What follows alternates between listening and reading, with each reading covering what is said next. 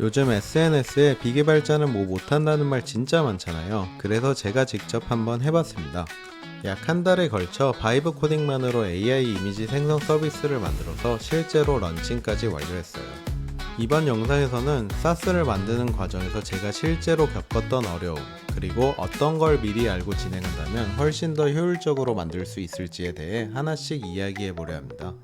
저처럼 사스를 만들 생각이 있는 분들께 큰 도움이 될 거라고 확신합니다. 유튜브를 통해 최초로 공개하는 이 서비스의 이름은 딸깍 스튜디오입니다. 이 서비스는 첨부된 사진 속에 있는 얼굴을 인식해서 얼굴만 유지한 채로 다른 부분을 새롭게 생성해주는 서비스고요. 샘플 이미지를 한번 보여드리면 여기 있는 이 원본 사진을 이용해서 이 아래쪽에 있는 샘플 이미지들을 전부 만든 거고요. 얼굴 보시면 거의 비슷하죠? 뭐 여성 샘플뿐만 아니라 남성 샘플, 아이 샘플도 이렇게 준비되어 있으니까 한번 보시면 좋을 것 같아요. 그리고 실제로 한번 생성을 해 볼게요. 여기서 이 준비한 여성 이미지를 붙여놓고 프롬프트를 입력하고 생성을 해보면 잠시 후에 이렇게 이미지가 완성이 됩니다. 그리고 만들어진 이미지는 내 갤러리에 다 저장이 돼서 여기서 한번 클릭해 보면 이렇게 이미지를 크게 볼 수 있고 사용한 프롬프트와 AI가 업그레이드 해준 프롬프트까지 확인할 수 있습니다. 이 서비스는 Next.js로 만들어서 벌셀로 배포했고요. 데이터베이스는 수파베이스, 그리고 결제는 토스페이먼츠를 이용했습니다. 현 시점 바이브 코더들에게 가장 인기 있는 스택이죠. 그리고 아래쪽에 보이는 클라우드 플레어 R2는 생성된 이미지를 저장하는 보관소 역할을, 바로 옆에 있는 클라우드 플레어 워커스는 그 이미지를 사용자의 브라우저에 출력하는 역할을 합니다. 그리고 마지막에 있는 업스태시 레디스는 부정 사용을 방지하기 위한 레이트 리미팅을 적용해주는 서비스입니다. 이외에도 다양한 것들이 적용되어 있는데 대표적인 것들을 한번 말씀드려 봤고요. 사실 바이브 코딩을 조금 해본 사람이라면 이제 이런 메인 페이지를 어느 정도 퀄리티 있게 만들고 이 페이지에서 이미지를 생성하고 출력하는 것까지 구현하는 데는 몇 시간이면 충분할 거예요. 하지만 제가 직접 해보면서 느낀 게 사용자에게 보여지는 부분보다는 보여지지 않는 뒷단을 구축하는 게 난이도가 훨씬 높았습니다. 굳이 비중으로 따지면 보여지는 부분이 난이도가 10에서 20이고 보이지 않는 부분이 80에서 90이라고 말할 수 있을 것 같아요. 그러면 지금부터 제가 사스를 처음 만들어 보면서 어떤 부분이 어려웠는지, 그리고 어떤 것들을 미리 알고 진행하면 좋을지에 대해 알아볼게요. 가장 먼저 제가 어려움을 겪었던 부분은 로그인, 로그아웃 기능을 구현하는 거였어요. 요즘엔 AI한테 나 수파베이스 이용할 건데 회원 가입이랑 로그인 기능 구현해줘 라고 요청하면 실제로 잘 구현되긴 하거든요. 그리고 로그인도 잘 됩니다. 근데 거기서 끝이 아니더라고요. 제가 직접 겪었던 이슈를 몇 개 말씀드려보면 분명히 로그아웃을 했는데 로그인 버튼이 다시 보이지 않는 경우, 또 조금 전까지만 해도 멀쩡히 잘 되던 회원가입이 갑자기 안 되는 경우 등 정말 다양한 이슈가 있었습니다. 물론 지금은 전부 해결이 된 상태예요. 그런데 신기한 게 방금 언급한 대부분의 문제는 이메일 가입이나 로그인과 관련된 문제였어요. 구글이나 카카오 같은 소셜 로그인은 일단 한번 연동이 잘 된 이후로는 이렇다 할 문제가 생기지 않았습니다. 이제 보여드릴 건 제가 실제로 운영 중인 사이트 두 개의 회원 가입 현황인데요. 먼저 한번 볼게요. 여기 보시면 구글, 카카오. 전부 다 구글, 카카오죠. 그러다가 간혹 가다가 이렇게 이메일이 하나씩 있어요. 여기도 하나 있네요. 그리고 또 다른 사이트인 책가장.com 현황을 한번 보면 여기도 똑같이 구글, 이메일 하나 있고 나머지는 다 구글, 카카오죠. 이런 식으로 이메일 가입자 비중이 거의 없는 수준이에요. 이제 회원수가 400명이 조금 넘는데 이메일 가입자는 직접 세어보니까 총 9명이더라고요. 비중으로 따지면 2에서 3% 정도밖에 안 되는 수준입니다. 그래서 제가 드리고 싶은 말씀은 이메일 가입이랑 로그인은 과감히 포기하실 것을 추천드립니다. 이걸 포기함으로써 잃는 사용자 수 대비해서 개발과 관리에 들어가는 공수가 비교할 수 없을 정도로 크기 때문입니다. 저 또한 이후에 뭔가를 새롭게 만들게 된다면 소셜 로그인만 활용할 예정이에요. 다음으로 결제 시스템에 대해 얘기해 보겠습니다. 사실 제가 이용한 토스페이먼츠는 결제 연동 문서가 아주 잘 정리되어 있어서 결제창을 제 홈페이지에 띄우는 것 자체는 전혀 어렵지 않았어요. 단지 AI한테 결제 연동 문서의 링크를 제공한 다음에 제공한 문서를 참고해서 토스페이먼트 결제 구현해 줘 정도로만 해도 잘 구현되더라고요. 또 실제 결제가 이뤄지기 전에는 환불 프로세스가 구축되어 있어야 하는데 이 부분이 조금은 난이도가 있지만 뭐 그렇게까지 크게 어렵지는 않았습니다. 이건 관리자 페이지인데요. 여기 보시면 조금 전에 환불 요청한 건이 잘 들어와 있죠? 여기서 승인을 눌러서 환불 처리를 해주면 이렇게 바로 처리가 되고요. 처리가 된 직후에 환불을 요청한 계정으로 토스페이먼트 취소 내역 이메일이 발송되는 것을 확인할 수 있습니다. 이렇게 결제 시스템을 구축하는 것 자체는 큰 문제가 없었는데요. 하지만 전혀 생각지 못했던 다른 부분에서 변수가 있었습니다. 토스페이먼트 홈페이지에는 온라인 신청 이후 입점 심사가 영업일 기준 1에서 2일 이내에 이루어진다고 되어 있는데 실상은 전혀 다르더라고요. 저는 심사에 필요한 대부분의 조건이 다 갖춰진 상태에서 신청을 했고 추가로 요청받은 자료도 전부 즉시 전달했는데 내부 검토에만 약 2주가 소요됐어요. 내부 심사가 끝나면 이제 카드사 심사가 진행되는데요. 카드사 심사에도 약 8에서 10일 정도 소요됐습니다. 즉 페이먼트 연동하는 데만 3주 이상이 소요됐어요. 그래서 제가 드리고 싶은 말씀은 이거예요. 서비스가 아직 완성되지 않았더라도 어차피 피지사 연동을 할 계획이 있으면 피지사 연동을 최대한 빨리 진행하세요. 서비스 디테일 잡고 오류 잡는 거는 이 심사 기간에 하셔도 충분합니다. 다음으로 수파베이스, 그 중에서도 RLS 정책에 대해 얘기해 보겠습니다. RLS란 로우 레벨 세큐리티 약자인데 데이터베이스 테이블에 저장된 각각의 행 단위까지 접근 권한을 제어할 수 있는 기능을 말합니다. 이걸 조금 쉽게 풀어서 설명하면 내 데이터베이스 안에 저장되어 있는 정보를 누구에게 어느 정도까지 오픈할지를 정하는 규칙이에요. 그런데 이 규칙이 조금만 잘못되어 있어도 공개되면 안 되는 정보가 노출되거나 노출돼야 하는 정보가 제대로 노출되지 않더라고요. 정말 간단한 예시를 하나 보여드리면 이 요금제 페이지는 로그인하지 않은 사용자에게도 다 보여져야 하는데 이 정책이 잘못돼서 이게 퍼블릭이 아닌 authenticated, 즉 로그인한 사용자에게만 보여지게 해 놓으면 이 요금제 페이지가 이제 안 보이기 시작하죠. 이런 간단한 오류부터 더 큰 문제도 발생할 수 있어요. 그래서 이 RLS 정책이 아주 잘 설정되어 있어야 하는데 이걸 처음 접하다 보니까 문제가 생기면 어느 부분 때문에 문제가 생긴 건지를 알기가 어렵더라고요. 또 RLS는 GitHub나 체크포인트 같이 원래 상태로 돌아갈 수 있는 기능이 없기 때문에 한번 꼬여버리면 기존의 상태로 원복하기가 어려웠습니다. 하지만 처음에는 뭐 아무것도 모르는 상태니까 AI에게 의존해서 할 수밖에 없잖아요. 그래서 저도 실제로 정책이 꼬여버리는 상황이 자주 발생했었어요.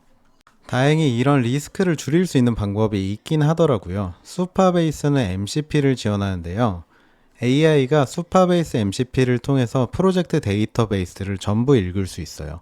그래서 AI한테 데이터베이스를 직접 다 읽게 한 다음에 정책을 수정하도록 요청할 수 있습니다. 그런데도 여전히 문제가 있었는데요. AI가 데이터베이스를 한 번에 정확하게 읽지 못하는 경우가 꽤 많이 발생하더라고요. 그래서 여러 번 읽게 하고 몇 번씩 체크한 다음에 정말 신중하게 수정을 진행했었어요. 또 AI가 잘못된 거를 바로 적용해버리면 안 되니까 리드 온리 모드, 즉 읽기 모드로 설정해서 정말 문제가 없겠다 싶을 때에만 제가 직접 수정을 했습니다. 이렇게 하니까 그때 이후로는 큰 문제는 안 생기더라고요. 하지만 이렇게 하는 거는 작업 속도가 너무나 느려진다는 또 다른 문제가 있습니다. 그래서 결국에는 사용자가 직접 RLS를 이해하고 직접 다룰 줄 알아야 합니다. RLS에 대한 이해 없이 AI한테 의존해서 만들다 보면 분명히 Advisors라는 메뉴에 수십 가지 경고가 떠 있으실 거예요. 저는 그 수십 가지의 오류를 하나하나 다 상세히 AI한테 물어가면서 제가 그때부터는 직접 수정을 진행하기 시작했습니다. 그때부터 이제 RLS에 대한 이해도가 급상승을 했었던 것 같아요. 또 RLS 외에도 이 데이터베이스 메뉴에 있는 functions도 적극적으로 활용을 하게 되는데 다만 이번 영상에서는 이런 관문이 또 있다는 것 정도만 말씀드리고 넘어갈게요. 홈페이지에 회원 가입을 받기 시작하는 순간부터는 이용 약관과 개인정보 처리 방침이 구체적으로 포함되어야 합니다. 단순히 글로만 잘 명시하는 것이 아니라 글로 명시한 것들을 실제로 구현해야 돼요. 하나만 예를 들면 회원 탈퇴 시 개인정보를 30일간 보존해야 되고요. 전자상거래 관련 기록은 5년간 보존해야 됩니다. 또 로그 기록도 3개월간 보존해야 되는데 이것들은 실제로 법적으로 요구되는 사항들이에요. 근데 바이브 코딩으로 만들어서 공유되는 페이지 중에 회원 가입을 받는데도 이용 약관과 개인정보 처리 방침이 없는 페이지들이 굉장히 많죠. 사실 저도 이 서비스를 만들기 전까지는 솔직히 잘 몰랐던 부분이에요.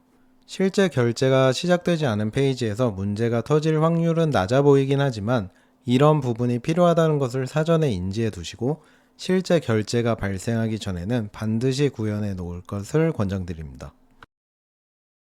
요즘 대기업들도 보안 문제로 이슈가 정말 많죠? 이건 진짜 제 이야기인데 최근 모 카드사에서 제 개인정보가 유출됐습니다. 이건 해당 카드사로부터 실제로 전달받은 내용이고요.